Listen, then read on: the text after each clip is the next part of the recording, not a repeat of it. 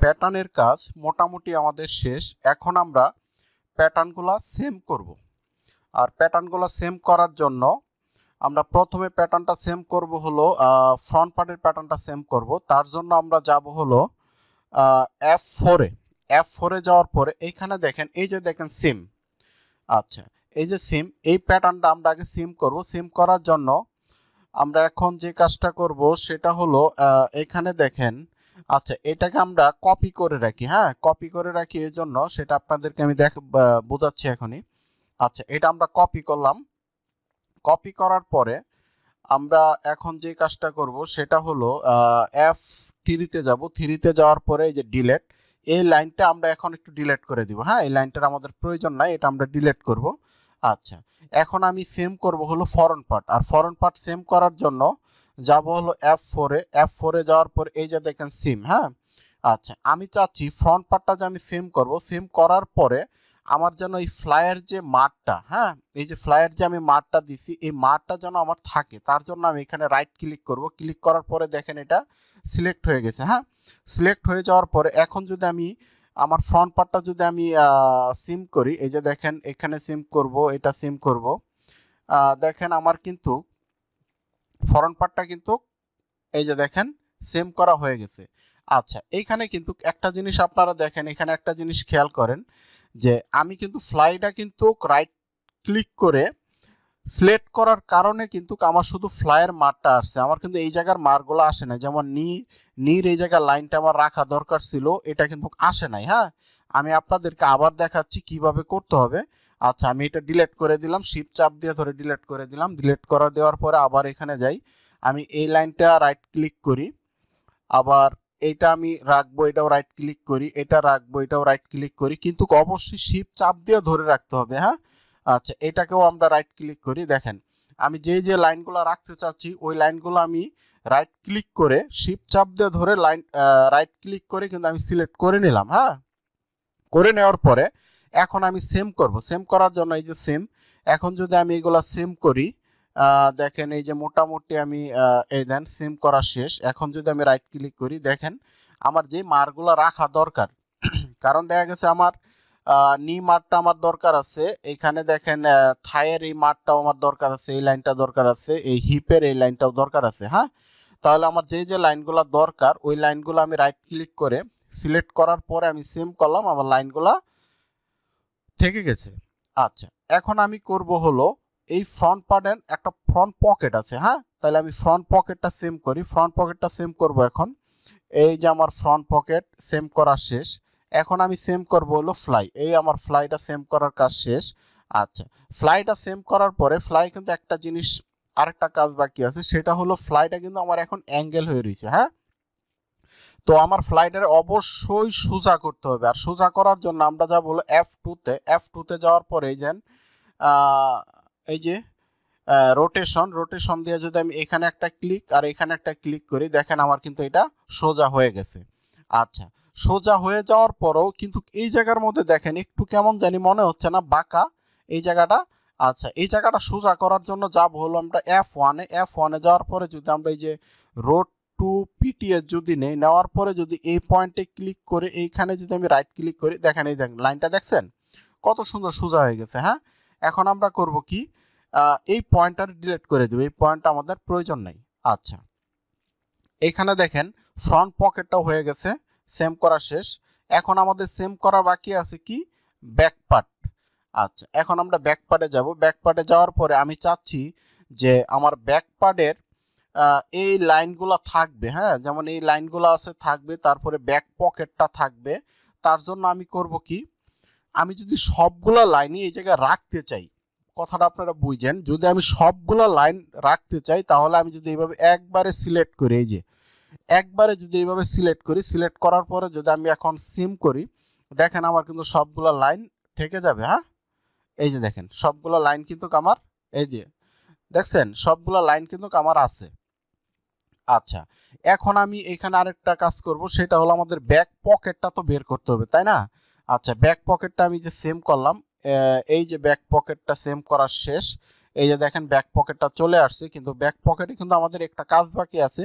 এই লাইনটা আমাদের সোজা করতে হবে, আর লাইনটা সোজা করার জন্য আমরা যাব হলো F2 তে যাই, এই যে রোটেশন এটাতে ক্লিক করব, এখানে একটা ক্লিক করব, এখানে একটা ক্লিক করব। এই দেখেন আমাদের কিন্তু এটা সোজা হয়ে গেছে, কিন্তু আমি চাচ্ছি আমার পকেটটা থাকবে এইভাবে। হ্যাঁ, তার জন্য আমি যে -90 ডিগ্রিতে যদি ক্লিক করি তাহলে পকেটটা আমার এইদিকে হয়ে যাবে। আচ্ছা, এখন আমরা সেম করব হলো বেল্ট সেম করব, তার জন্য আবার যাব আমরা F4 যাওয়ার পরে এই যে সেম করার পরে এই যে আমি যদি এই যে ক্লিক করি, এই দেখেন আমার এটাও কিন্তু সেম হয়ে গেছে। হ্যাঁ, আচ্ছা, এখন বাকি আছে আমার হলো কি কাপ বাকি আছে, আমরা কাপটা সেম করব। আমরা এই যে সেম নিলাম, এখানে ক্লিক করব, এই যে দেখেন কাপটাও কিন্তু আমাদের সেম করা হয়ে গেছে। মোটামুটি আমাদের যেই কটা প্যাটার্ন দরকার, এখানে দেখেন front part, back part, front pocket, fly, back pocket, belt, calf, মোটামুটি কিন্তু আমাদের সবগুলা প্যাটার্ন সেম করার কাজ শেষ। হ্যাঁ, এখন আমাদের বাকি আছে কি কিভাবে সুইং অ্যালাউন্সটা দেওয়া যায়। সুইং অ্যালাউন্সের কাজটা কিন্তু আমাদের এখন বাকি আছে। তো আপনারা যদি আমি যেভাবে দেখাইলাম ঠিক এইভাবে যদি আপনারা কাজ করেন তাহলে দেখা গেছে যে আপনারাও এইভাবে পারবেন।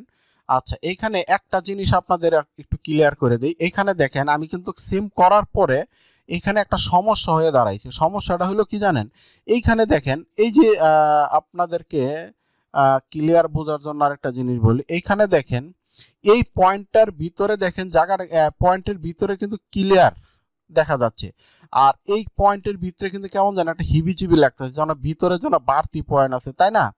আচ্ছা, এটা আমাদের ঠিক করে দিতে হবে, আর এটা ঠিক করে দেওয়ার জন্য আমরা চলে যাব হলো F3তে যাওয়ার পরে যদি এই যে অ্যাটাচে ক্লিক করে যদি এখানে একটা ক্লিক, বাইরে ক্লিক, আবার এটাকে আইনা যদি এখানে রাইট ক্লিক করি, দেখেন আমার কিন্তু এই যে বাড়তি একটা পয়েন্ট যে ছিল ভিতরে, এখন কিন্তু সেটা পরিষ্কার হয়ে গেছে। হ্যাঁ, আর এটা অবশ্যই পরিষ্কার করতে হবে, নাইলে কিন্তু যখন আমরা গ্রেডিং করতে যাব তখন কিন্তু আমাদের এটা সমস্যা হয়ে দাঁড়াবে।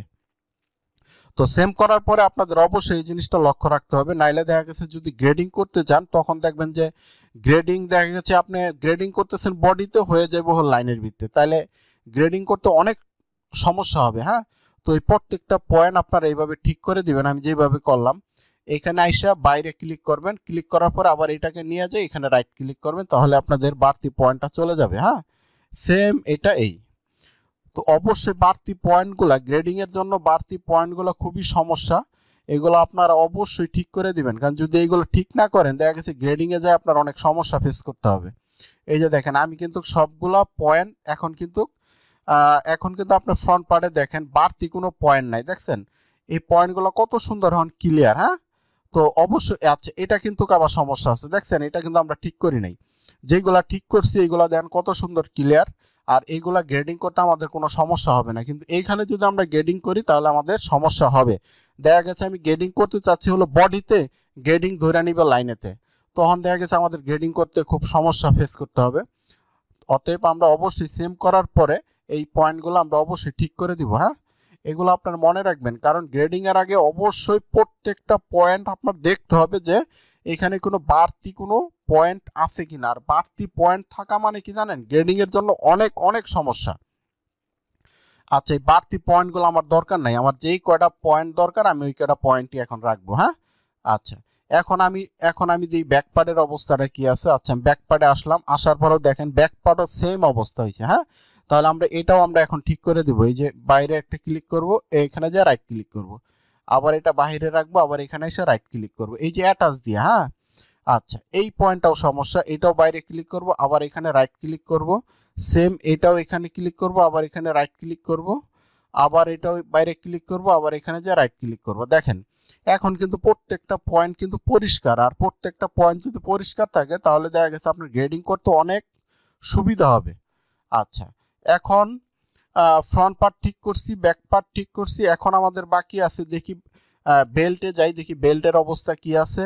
না, বেল্টে মোটামুটি বেল্ট ঠিক আছে, দেখেন বেল্টের পয়েন্টগুলো দেখেন কত পরিষ্কার। হ্যাঁ, আর এরকম পরিষ্কার থাকলে গ্রেডিং করতে খুবই সুবিধা, কোনো সমস্যা হয় না।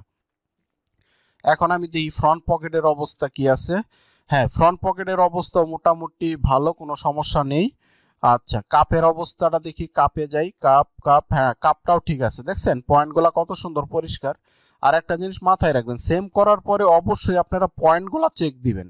আর পয়েন্টগুলো যদি চেক না দেন তাহলে দেখা গেছে যে আপনার গ্রেডিং করতে সমস্যা হবে। হ্যাঁ, তো অবশ্যই পয়েন্টগুলো চেক দিয়ে নেবেন সেম করার পরে। আর আমি যেভাবে আপনাদেরকে দেখাইলাম কিভাবে করতে হইব, সেম করতে হইব, কিভাবে কিভাবে লাইনগুলো রাখতে হবে, কিভাবে লাইনের পয়েন্টগুলো পরিষ্কার করতে হবে, সম্পূর্ণ জিনিস কিন্তু আমি আপনাদেরকে দেখাইলাম। ঠিক ওইভাবে আপনারা কাজ করবেন।